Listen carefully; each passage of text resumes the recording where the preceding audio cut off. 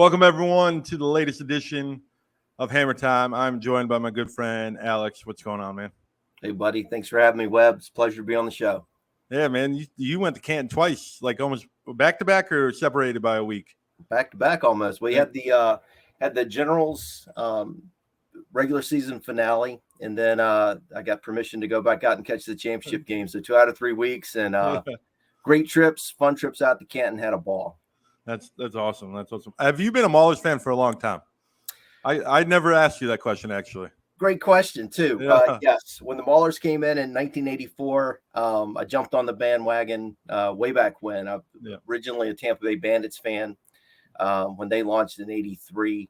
But when the Maulers came in 84, for that one season, I got to enjoy all 3 of those wins.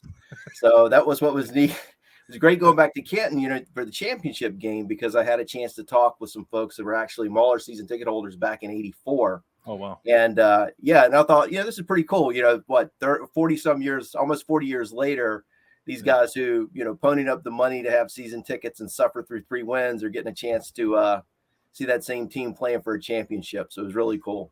What's crazy is, so this year they had more wins than they did the previous 2 years, 1984 and 2022. It just an unbelievable season. Like, I haven't been on air since before the championship about Hammer Time. I haven't had a Hammer Time since when I did the preview for the championship. And man, I missed it. I love this team. This is my favorite sports team in the world right now. Absolutely. And and fans like you, man, like other Mauler people, there aren't many of us that are like passionate about the Maulers, but like talking football with you, me and you at the championship game, it was an honor, man. Thank you. Absolutely. Well, thanks for having me on. It's great. And it was a fun season. And, it took us through the whole range of emotions, didn't it? I mean, disappointment, frustration, exhilaration, anticipation, joy. I mean, you name it. We got to experience it all with this team. And they're a special bunch. And I look for more of that in 2024. I think this team can really be special going into next year, too. We even got the feeling of, is this going to be a repeat of last year? Like at the beginning when they struggled against Birmingham, but the schedule is always going to be tough with the way that the schedule worked out. It was tough for teams at the beginning. Obviously, all the playoff teams were at the beginning or in the South. It just was a magical season, but we'll start there. The champs, man. The champs. Can you believe it? So with 2 weeks to go, they control their own destiny. Or 3 weeks ago, they controlled their own destiny, and they did it. They did exactly what they needed to do. They got in the playoffs at 4-6. People complained about it. But the way I always kind of explain it is, so the NFL, everyone compares to the NFL. Oh, the Seahawks that one year shouldn't have gotten in at 7-9, all this kind of stuff. That's 16 games. Right. There's a lot of teams that are 4-6 that get in the playoffs at 9-7. They get hot at the end of the year, and they go in and win the Super Bowl. I just kind of feel like the Maulers were kind of one of those teams where, like, at the beginning they struggled a little bit, but as the season went on, they just got better and better. I agree. I also think, too, if you go and look at that 4-6 record, that's very misleading. And I know we talked about it some during the season. I mean, they had so many games where, early in the season, even with some of the you go back to New Orleans, right? Missing a field goal in that game, unable to finish in the red zone, unable to get it in, a couple of shots, I think 3 shots from inside the one and couldn't score, right? So, they had issues in that game. The best 4-6 team probably ever, right? In my book. So, and the other thing too, for people that were upset about, it's not like they changed the rules in the middle of the year, right? You win your division. This is your division. You win your division, you go to the playoffs. They won the division. Yeah. We'll see you in the playoffs. Well, every game in the whole entire season, outside of the Showboats game, they were in the game in the fourth quarter. Even when they lost 20 to, 6 or 3 on week 2 against the Generals, it was a 6-3 game going into the fourth quarter. And then the offense fell apart and the Generals won. And every single game, even the Stars game that they lost 37-30, they were in there, and they had a stupid penalty that took them out of the field goal range. But the North champs, who would have thought that outside of me and you? I don't know. And not many people, except the people who are in that locker room. And I'm glad Ray Horton got a first successful season. What do you think about Ray Horton? Oh, he's fantastic. He's just such a dynamic person, right? Just so professional. You can tell when the guys are interviewed and they asked to talk about Coach Horton, how much they respect him. He's a class act. And I think here's a guy who played in the NFL. He played at the highest levels. He's been in the Super Bowl. These guys can learn, and he's doing it the right way. And I think the team responded to him in year 2. I mean, the difference between year 1 and year 2 was monumental. And then you think if you take that same jump from year 2 to year 3, listen, I'm ready for 2024. You're not going to put your life away, but come on, April, right? Yeah, it can't come fast enough. Well, I want to start seeing the moves. I know I have a feeling that the Maulers are waiting for like the NFL camps to kind of sort out, kind of see where their holes are. I know some other teams have started signing players and all that. I think they're just waiting for all the cards to be on the table, and then they'll start to figure it out because they kind of did that last year. September, they were real heavy. They got Josh Simmons. They got Troy Williams in that month of September. I just think they're kind of going to wait for, the NFL to finish their preseason.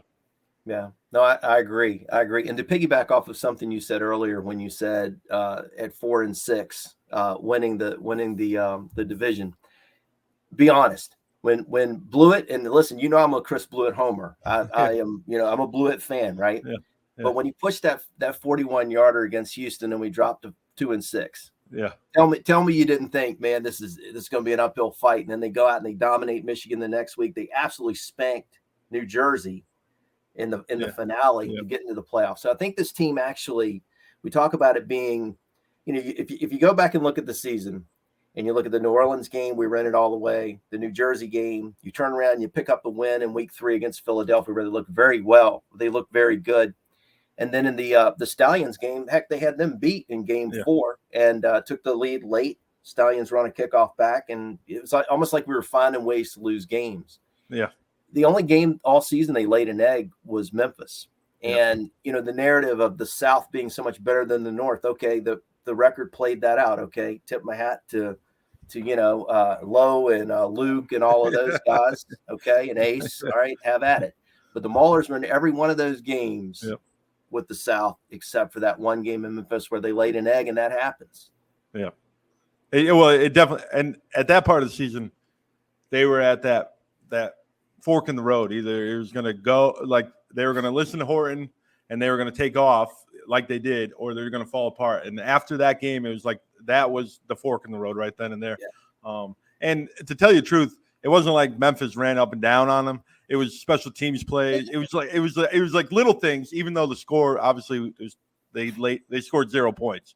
They're not going to win any game with 0 points. Right. But it wasn't like Memphis defense was very good, but it wasn't like their offense lit them up. It wasn't look like they had a ton of problems. It was just like the 109 kick return right before halftime. That field goal goes through. I think it's 6-3 at halftime, not 13-0. So if Blewett kicks that ball, 4 feet longer and it at least hits the goalpost, it's still 6-0. It's not 13, and you're not winded. So right in it, absolutely. I don't think any team outside of the championship, the Stallions were the better team. That was the first game that I was like, that was a better team right then and there. So. Well, if you look at the Stallions too, they had 6 guys that have signed, right? Yeah. So that should tell you something about the quality of that team. They've got 6 guys that have signed to NFL camps, right? Yeah.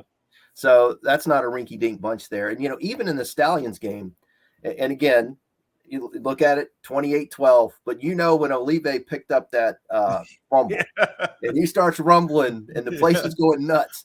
And that's one of those plays where you wish they got it right on replay, but that's one of those plays where you wish that replay wasn't in play. Because they get the score there, and now you're right back in it, right? Yeah. Replay got the call right. I get it. But then we didn't get anything out of it. The snap came back on the missed field goal. It was a little flat. Had a hard time getting it down. Chris missed it, and you walk away with nothing. And that kind of was another one of those where it was like, it was just like you went from here down. But Birmingham's a better team. They've set the standard the last 2 years. But like Coach Horton said in the presser, we're coming for you. So, right? Yeah. What'd you think of the media day before the championship? I love it. When he came out and he's like, Birmingham better be ready for us. We don't need to get ready for Birmingham. And I was like, whoa. Like this guy's giving them bulletin board material, and he doesn't care. He doesn't care at all. That's right.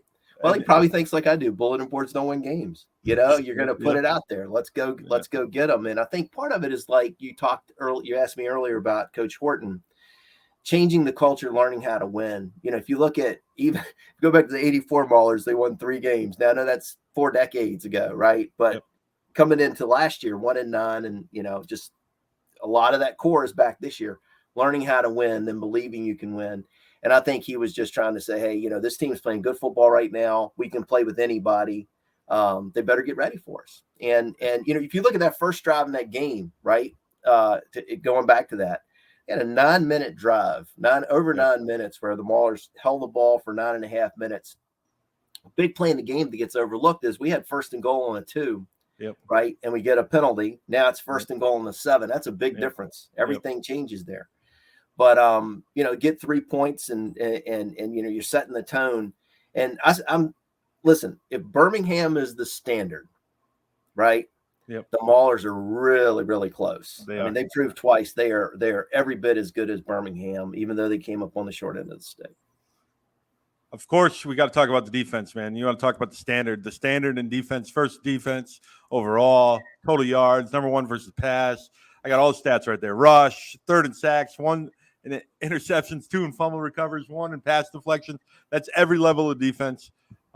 Defense rolls everything around me with the Maulers, man. They really do. Like, this defense is legit. There's a lot of NFL guys. I know they haven't been signed. I know Tez got signed. Reuben Foster, Gilbert, Boogie, Olive, Will Miles, Vaughn Taylor, those edge guys that come in and they are interchangeable. Those guys are all talented. Then you got Eli Walker and Tarp and Tornin and Keith Gibson. Like, you can go on and on and on of guys that could start for any other team in the league, really. And that's how good this defense is. And Jaron Horton and Mark Hole and Coach Horton and Lonnie Young, they all got to get credit for it. No question. Loaded on defense. And to your point, I was really happy to see Tez get signed. He deserved it. And that's what this league's about, creating opportunities for guys like Tez to get that shot to play at the next level. But boy, we'll miss him. He was a beast for us all season long. And I think too, not to get too far ahead of ourselves into 2024, but depending on how many of these guys come back, the core of that defense, they're going to be tough again this upcoming season for sure. And Jaron Horton did a great job. He deserved all the accolades that he received last year, and just they were fun to watch. Kept us in a lot of games for sure. Oh, especially those first 2 games, they didn't score 1 offensive touchdown, and the fact that neither game was a blowout because the special teams and the defense, that's a testament. And they're very good teams that they lost to. New Jersey, I know the record's 3-7. New Jersey's a tough team. I will defend. I think New Jersey's better than Houston. I think New Jersey's closer to they're better than Michigan. I really, really think New Jersey's a good team. Yeah. So I hold those games a lot higher than the Michigan wins, because that beating New Jersey in week 10 was amazing. But those first 2 weeks, and there's no offensive production because they're trying to figure out what quarterback to go to. Yeah. And they were able to stay in the game. That's all a testament to this defense. No question about it. I think our first touchdown of the season was a fumble recovery in the end zone, right? Yeah, Tez and Foster. Yeah, that's right. Exactly. Henny with the return, and then the week later they only scored 6 points, and Hurley High missed a few, and that's when Chris Blewett came in, and it's just a different story. In week 3, they named Troy Williams. Actually, getting ready for the show, I kind of was watching highlights for Troy Williams, and I remember Collinsworth saying they've chosen their starter. And I remember thinking back in week 3, that was always my pick. But I was like, what did he show in the first 2 weeks that they were like, you know what, we're going to go with him? Yeah. And they were right. I just at that time was like, what did he show so far? And I love Troy, and James is great too. But I just was wondering why Ray and Tomlinson and Jaron and whoever made the decision, and they made the right one. Yeah. But I just didn't see anything in those first 2 weeks. So. Yeah. Sometimes you get into situations too, and where maybe guys don't really separate from one another when they're going through preseason camp. And, USFL has such a short preseason camp, it's hard to get a read on guys. But I think, when you look at the offensive production for the first 2 games, you got to do something at some point. You just can't keep going quarter after quarter saying, all right, D, bail us out. You can't do that. And, Troy had a great year. You know, he did a lot of things well, no question about it. So they did make the right move. But looking at this slide and looking at those guys, man, they were fun to watch. What a wonderful defense and, you know, just unbelievable performance all year long.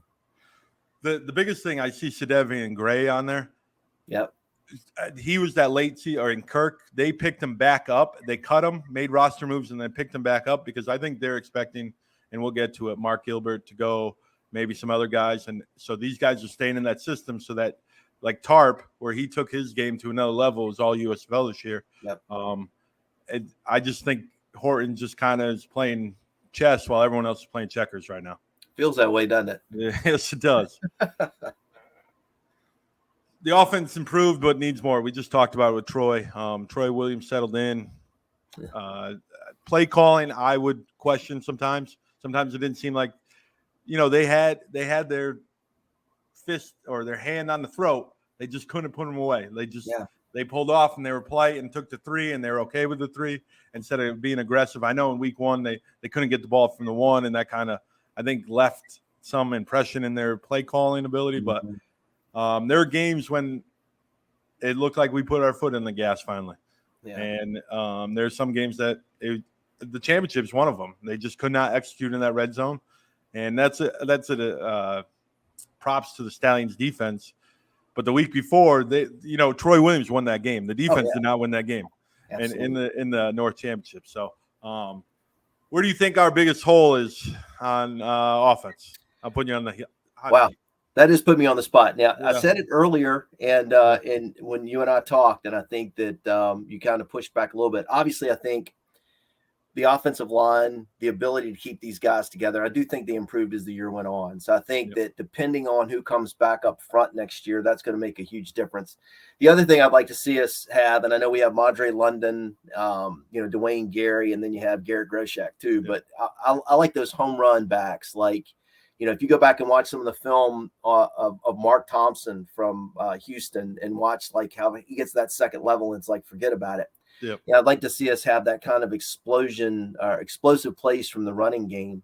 The receiving core, we've got some good guys that can make some plays there. Yeah, it's pretty good. Against Birmingham, we couldn't get the separation, it seemed, in the championship game, and really, other than that one that we tried to hit. I think it was Hyman. Was it Hyman or it was Hyman in the end zone? Yeah. Yeah, and he got his feet tangled up. The defensive back, they just tripped up. It would have been a tough catch. But, that was, he got open on that. That had been a big play in the game. But we didn't get any vertical stretch on those guys. And it just seemed like we couldn't get separation in that game. So, maybe another explosive receiver. But, my wish list would be, I like those home run backs, man. They get that seam, and it's like, forget about it. Definitely. I think so with Terry Poole coming over in the middle of the season, Myron Cunningham came right before training camps ended. Traquan Dorsey did the same thing, the draft pick. Leon Johnson came, week 6, week 7.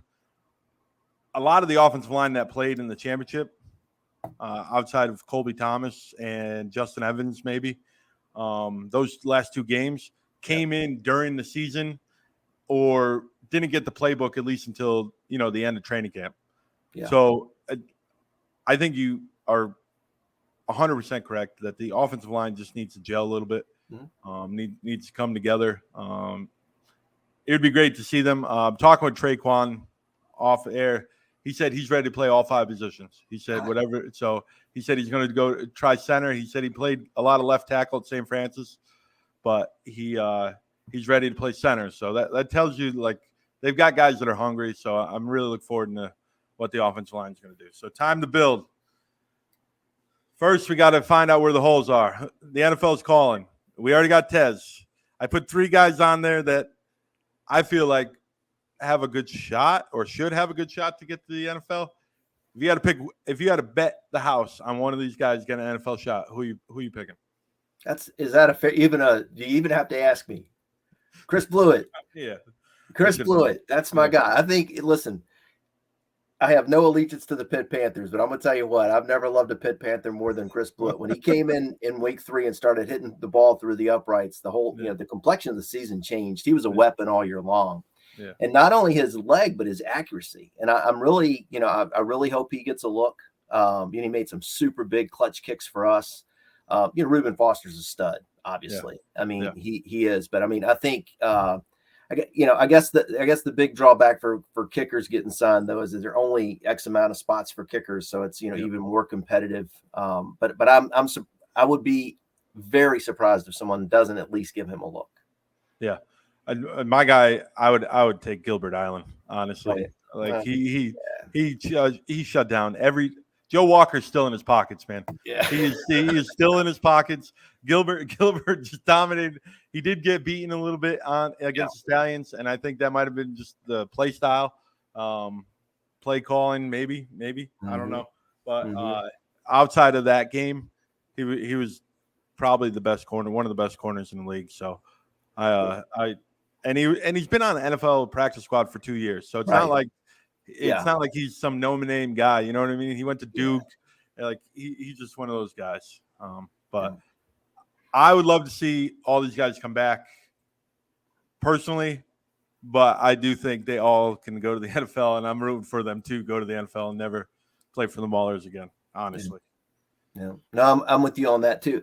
Quick question for you though. What do you think about, like, if you do look at the guys who've signed in the NFL, you got of the 12 so far, 7 of them are guys you throw the ball to. You got 5 receivers and 2 tight ends, right? 3 guys on defense, a defensive end, linebacker, Tez. I should have gotten the player of the year, by the way, shameless plug. And a defensive back, a quarterback, and a kicker.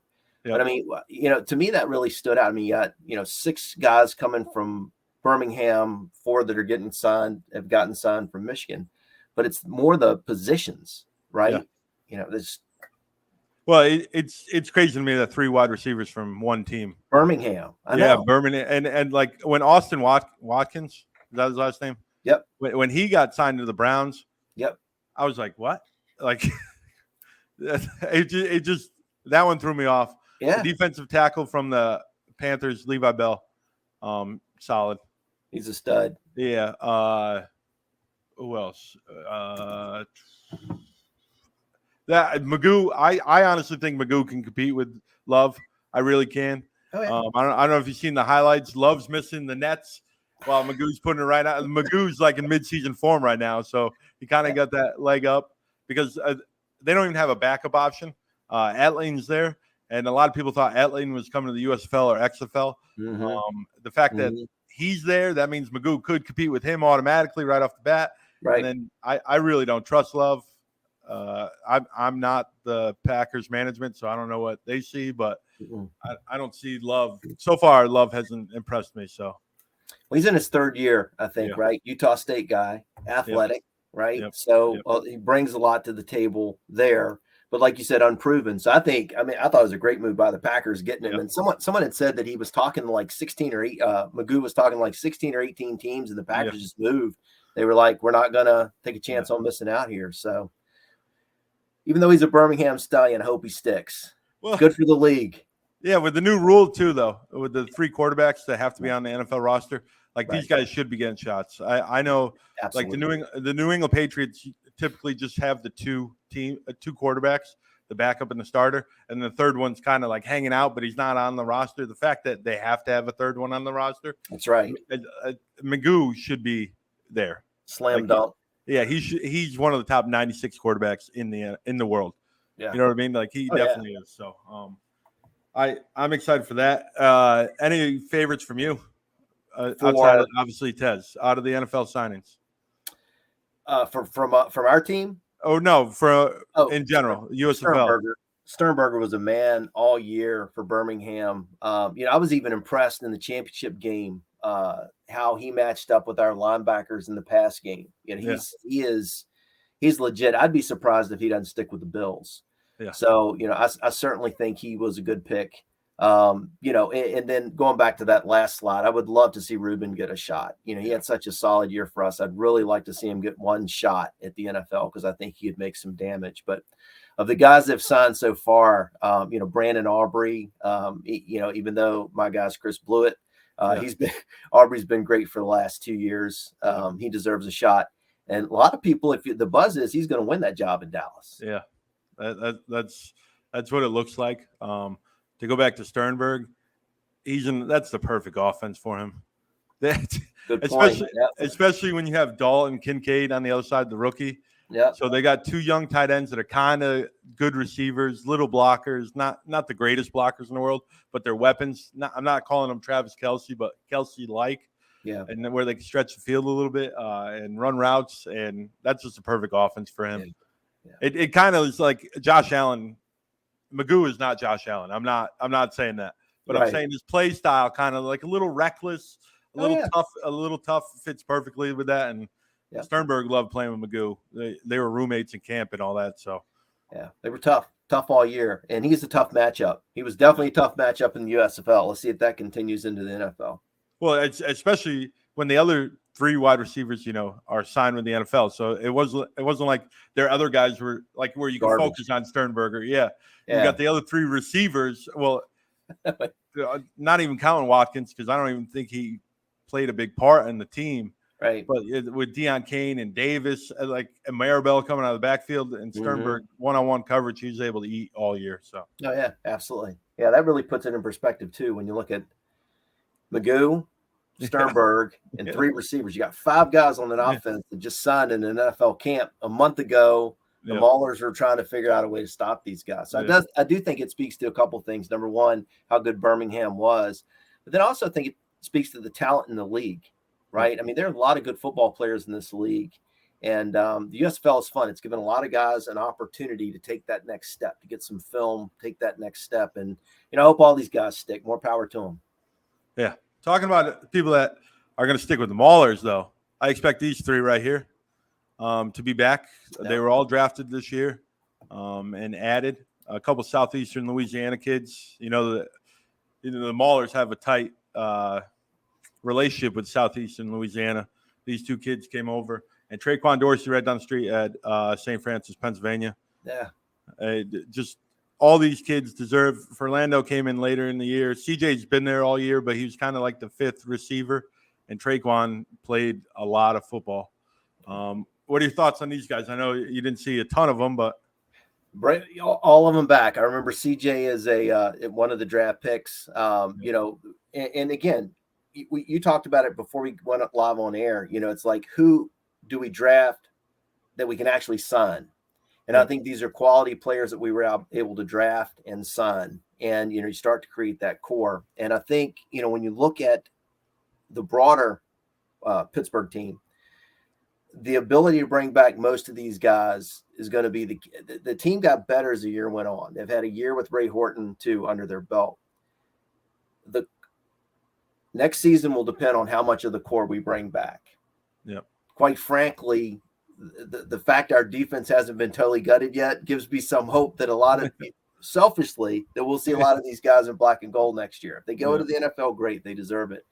But I always have to laugh for Traquan Dorsey when you mentioned St. Francis. I coached against St. Francis years ago when they were a Division III school. That's funny to see them. They were Division I. I think they went out to Akron in the opening game this year and took the Zips to overtime out there at Infocision Stadium. And I'm like, I coached against those guys. That's awesome. That is awesome. He's a great guy. Like talking to him, he is. I haven't really talked to CJ or Fernando, but Traquan's just a great guy. Just a good kid. Just wants to work hard, and like I said, he wants to play all 5 positions. He is ready to play all 5. But I also put Ray Horton on here because I think it's a big offseason for him because this is the first time in Maulers history that the head coach is planning to come back for a second year as of right now. That's true. There's actually an offseason where you could pick up the pieces where you left off. It's for the first time in Maulers history. So I think it's a big offseason for the Hortons and see what they do, see if they develop that offense a little bit. Like you said, the offensive line, bringing them all back. Maybe they get better. Maybe they saw some things in training camp. It just didn't execute on the field because they didn't gel yet on offensive line. Maybe they're adding a running back or a receiver like you're talking that would take off the top instead of having all slot guys and play calling. And on defense, just filling in the holes. Right now, it's only Tez. So, yeah, like you said, it's all right now for us, for the black and gold Maulers. But you hope there's more holes to fill because that means the guys are getting promoted. That's right. And special teams, the Maulers have always executed well in the special teams with Mark Hull. So I believe if he comes back, I think that it doesn't matter who. Like So you had a new punter, kicker, and long snapper this year. And for the most part, outside of the Hurley High for the first 2 weeks, and a couple snaps from Love and Good, yep, they were really good. Mango was awesome. Mango, 83-yard bomb. yep. Were you at that game? No, I was the wasn't week. Yeah. I wasn't at that one, but he's got that whole, the big guns on him and got the tattoo all up the arm, man. He's like a new breed punter, man. He looks like he's going to play linebacker or something. Well, you saw him at the championship. He is huge. Like standing side by side with him. Yeah. Like Riley Lovingood and Blewett. I'm 5'10". Like they're my size. Right. But like Mango's actually like I got to kind of look up to him, and I'm like, this is a big punter, man. Like, and it's not just like all legs. He's just a big dude. He's a big guy. Yeah. And he's got all the tattoos and everything. And I'm like, look at this. Like you said, it's a new style of punting. Mango's a great guy. I like great guy.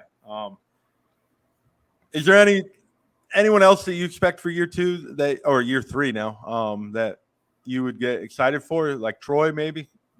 Another year of Troy? Oh, I'll take Troy Williams. Yeah, absolutely. Yeah. He was absolutely fantastic. And and Garrett Groshak again. And he's dependable. I'd like to see him back. And then how about Boogie? I mean, if Boogie doesn't get a shot, I mean, hope he does. He deserves it, I think. Same with Olive, but I feel really good with those two guys in the middle, and I'd love to see them back. They're like not only the core of the defense, but I think sort of the heart of the team. True team leaders, and you don't just replace team leaders. Yeah. So I'd love to see Boogie and Olive back as well. Yeah, I think Jack Hollingsworth called Boogie the mayor of the USFL. Yeah, and he definitely is. He's the guy that you want in front of the mic. I don't know if you've seen him on the Ultimate Cleveland show. He's good. Yeah, he's really good. Yeah, he's entertaining. I'm like, man, this guy's been doing this forever. And then the Super Bowl commercial, he's just a great ambassador for the league. Yep. And having guys like that is essential for the league to grow. But I kind of hope he doesn't come back because that means he's in the NFL. So that's exactly right. Exactly right. Another cool thing is the fact that he's playing with his high school teammates. 10 years later, 8 years later. Yep. With Troy and Trey Walker, and it's just unbelievable to think one little high school, or they're not a little high school, in LA. Yeah. Are playing football in Canton, Ohio. Like I can't imagine that as like a kid growing up, and to think that professionally, and you're still playing with the same guys, and it's just crazy to me. So. That is crazy. I hope Troy's back. I tell you, he was a difference maker when he took over. I think was it game 3 he started. He came in second half of game 2. Yep. It was just kind of a different feeling. He's hard to defend. He can beat you with his legs. He can beat you with his arms. Getting back to the offense, though, like you said, I wonder if schematically things will change from the standpoint of and you touched on it with the slots and the type of, personnel they have. But to see what they do schematically to maybe get some more vertical stretch, to maybe get some more of an intermediate passing game. Often it seemed this year there was a lot of, especially in the championship game, but even in a lot of the other regular season games, a lot of dink and dunk and drop down, which you take, right? Yeah. So just wondering if, schematically they'll look to change some things in Tomlinson's offense. Yeah. There wasn't a lot of deep routes. Yeah. I know you're saying take what was there, but like there were a lot of mesh routes where they were just like kind of going across the middle together. Yep. And there was like outside of Hyman, that play that you're talking about where he tripped over his legs. Yeah. Like I can't think. That was it. Yeah. Like where there was a route where I was like, man, they actually went down 20 yards down the field. It wasn't like a 10-yard route was the deep route. The 10-yard route was the deep route for them that entire game. And I don't know if that was just, did they game plan that way, or it was they just didn't believe? I don't know. Only thing I could figure is they might have been worried about protecting, and they thought maybe, we can't hold these guys out long. We're just going to have to take what they give us and kind of dink and dunk it down the field, ball control, don't turn it over, the safe high percentage passes. But at some point, I've always felt like you got to stretch them vertically too, and you've got to have that threat. And I just, and it felt that way not only for the Birmingham game, but most of the season. Most of our drives felt like there's no such thing as a bad scoring drive, but it just took forever. It was ball control, which is fine. That's part of it too, right? Complementary football, 3 phases of the game. I get it. But, sure is nice when you feel like you can drop a dime on somebody on like one play or, hit There's no home run. No home run all year. Right. Yeah. There was no home run there. Right. Well, and like the thing about a lot of our scoring drives, you got a Josh Simmons kick or a Henny kick that sets you up at the 50. So you're really only going like 12 yards and they're getting points. But Blewid's leg got us a lot of points, actually all the points in the championship, right? Yeah. But the first game against the Stars with Troy, it took them that whole first half, it was all field goal. Mm-hmm. And when they finally scored, it was like, oh, wow, when Bailey caught that pass. And it's just like, you're 100% right. They need something, a home run threat. If it's a running back, I thought it would be Dwayne Gary as he was the scat back. The other two are a little bit more power-based, but he wasn't really used that much, a lot of inactives. And Hyman gave them that little deep threat the last couple of weeks. That was a huge pickup, I really feel. And if he comes back and he develops with Troy and Trey had a quiet season, Trey Walker. He wasn't – and same thing with Bailey. Like, Bailey was there, but Isaiah Henny took that step forward. And he was the guy, like, for Troy. So big time. Yeah. All right, man. Well, thank you for coming on. You're going to vote in the United Football Media USFL 50, right? Yeah, absolutely. I've got a ballot. Don't tell me the ballot. Don't tell me the ballot. I'm not going to give it away. I don't want to skew the results. I want it to be a big surprise when you see it. Okay. Thank you for coming on. United Football Media, you are always welcome on Hammer Time. Just contact me and we'll figure out something. But I appreciate your support, and it was nice meeting you at the championship, man. You had a shorter trip than me, so yeah. You were a warrior. You were a warrior on that one, and and for anybody out there listening, you can follow me on Appo 101424 APPO 101424. Yeah, and, your profile picture is a Mauler logo, right? Hammer time. Hammer. Yeah, there we go. I got the Mauler. Hey, I finally gave in and I went from the blue and orange Mauler logo to the black and gold. I'm officially on board now. So well, you're original fan from 1984, so you're allowed to stay with the purple and orange. I have plenty of purple and orange stuff here, man. I can still put it on. Yeah. Well, in the Hammer Time logo, that's why I kept the orange for all the old time fans in the middle, right there. There you go. Because it's for all the old time fans, but it's black and gold now, man. There you go, buddy. Black and gold, just the style of football. It just works. But I appreciate you coming on. You're gonna have to come on again, man. We'll do it. Maybe we'll bring Boogie on with you. Oh man, that'd be great. Talk football with Boogie. Oh, I'd love that. He's a great guy. So we'll talk a little Spartan football. Spartan football. Well, there's Trey was on the Spartans too, right? Yeah, got a few San Jose State guys. Oh, Bailey too, right? Yeah, Bailey too. Yeah, Josh Love used to be. So yeah. That's right. But I appreciate coming on. Thanks for having me, Webb. I really enjoyed it. Yeah, of course, man. It's always great to catch up with Mauler fans. It really is. It really is. There aren't many of us, but this has been Hammer Time, United Football Media. We're rebranding. All football now, college football. I got a Sunbelt podcast on, which Alex, you said you wanted to come on, right? Oh, I'm on. I'm in. All right. JMU. You're the Dukes. You're the Dukes. That's right. I'll have to bring you on for Georgia Southern and Duke week. Let's bring it. Well, you know that the Dukes stole Georgia Southern's basketball coach, right? Yeah, I do. Yeah, that's exactly right. That's fine. They ended up getting Alabama's assistant basketball coach, so I'm all right with that. Yeah. I'll take that trade. But I appreciate you coming on, and in 2 weeks, Hammer Time will be